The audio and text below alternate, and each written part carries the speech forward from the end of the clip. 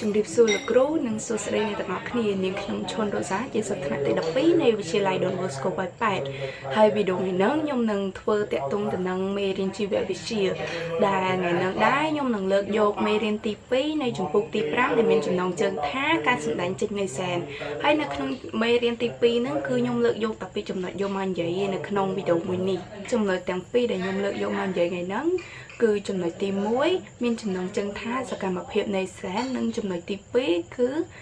ការចម្លងព័ត៌មានសេនេតិកដែលនៅក្នុងចំណុចទី1ហ្នឹងគឺយើងបែងចែកជាពីរចំណុចហើយនៅក្នុងចំណុចទី2ក៏យើងបែងចែកជាពីរចំណុចដូចគ្នាដែលនៅក្នុងចំណុចទី1ហ្នឹងគឺយើងបែងចែកជាពីរចំណុចគឺកនិងខដែលកមានចំណងជើងថា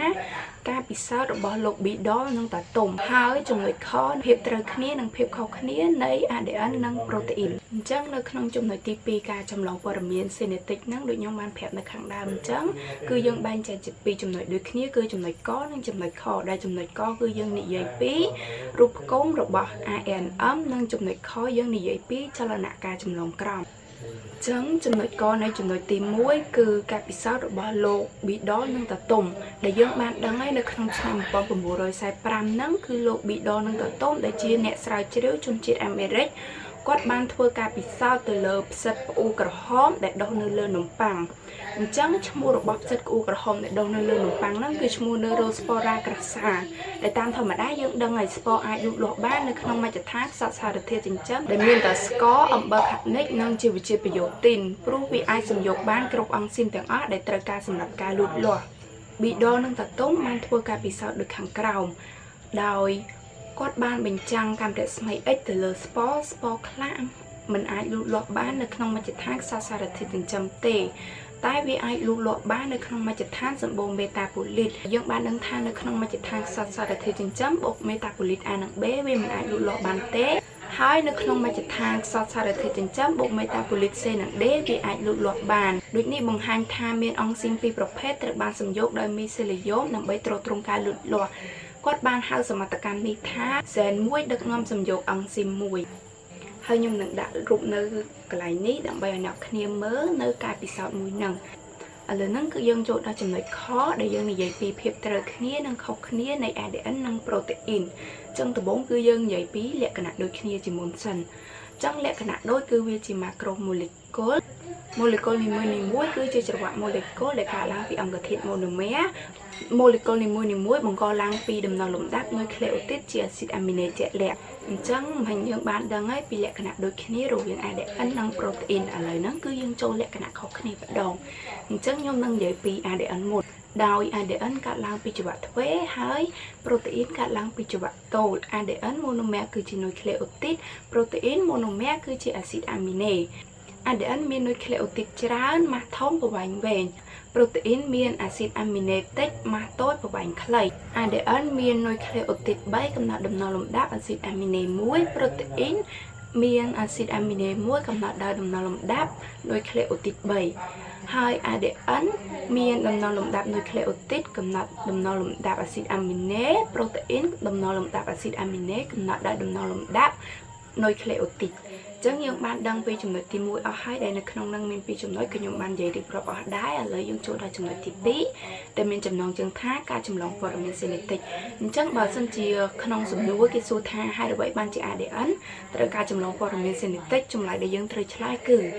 ដោយសារតការសំយោគប្រូតេអ៊ីនហ្នឹងវាប្រព្រឹត្តទៅនៅក្នុងស៊ីតូផ្លាសហើយ ADN គឺនៅក្នុងនវាយ៉ូអញ្ចឹងដូចនេះយើងត្រូវតែមាន molecule ចម្លងព័ត៌មានសេនេតិកពី ADN ដែលយើងហៅថា ARNM អញ្ចឹងយើងដឹងពីចំណុចទី2ហើយមុនហ្នឹងគឺខ្ញុំបាននិយាយហើយឥឡូវចូលដល់ចំណុចកដែលយើងនិយាយពីរូបគម ARNM ដែលនៅក្នុងហ្នឹងគឺយើងមាននិយាយពីលក្ខណៈដូចរវាង ADN និង ARNM ហើយនឹងលក្ខណៈខុសគ្នារវាង ADN និង ARNM ដូចគ្នាអញ្ចឹងដំបូងគឺយើងនិយាយពីរូបគមរបស់វាសិន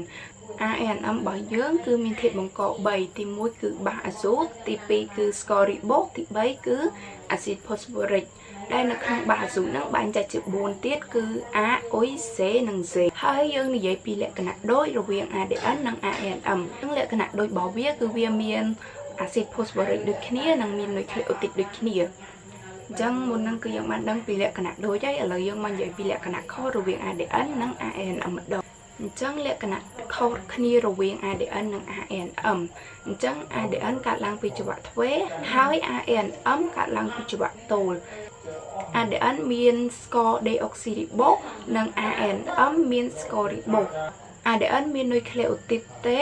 អត់អុយហើយ ANM មាននុយក្លេអូទីតអុយអត់ទេ ADN មាននុយក្លេអូទីតច្រើនប្រវែងវែងម៉ាស់ធំ ANM មាននុយក្លេអូទីតតិចម៉ាស់តូចប្រវែងខ្លីហើយ ADN ផ្ទុកព័ត៌មានសេនេតិកចំណែកឯ ANM គឺចម្លងព័ត៌មានសេនេតិកឥឡូវហ្នឹងគឺចំណុចទីករបស់យើងនៃចំណុចទី2ហ្នឹងគឺបានបញ្ចប់ហើយគឺយើងចូលដល់ចំណុចខនៃចំណុចទី2ម្ដងដែលមានចំណងជើងថាចលនការចម្លងក្រម ANM មាននទីចម្លងព័ត៌មានសេនេតិកពីអង្កត់មួយរបស់ ADN ដែលការចម្លងព័ត៌មានសេនេតិកនេះមានការអន្តរាគមន៍ពីអង់ស៊ីមសាំញ៉ាំមួយប្រភេទដែលហៅថា ARN polymerase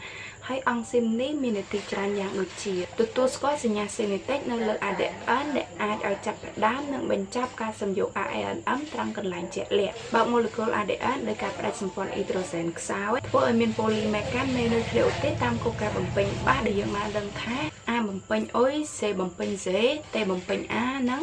C បំពេញ C ពេលសំយោគរួចម៉ូលេគុល ANM ក៏ផ្ដាច់ខ្លួនចេញពីម៉ូលេគុល ADN ហើយច្រវាក់ទាំងពីររបស់ម៉ូលេគុល ADN ក៏ភ្ជាប់គ្នាវិញហើយវីដេអូមួយនេះក៏ឈានមកដល់ទីបញ្ចប់ហើយក៏សូមអរគុណទៅដល់លោកគ្រូអ្នកគ្រូនិងសិស្សានុសិស្សទាំងអស់គ្នាដែលបានទស្សនាវីដេអូមួយនេះមកដល់ទីបញ្ចប់សង្ឃឹមថាវីដេអូមួយនេះនឹងជួយដល់សិស្សានុសិស្សថ្នាក់ទី12ទាំងអស់គ្នាដូច្នេះសូមជម្រាបលាជួបគ្នានៅវីដេអូក្រោយទៀត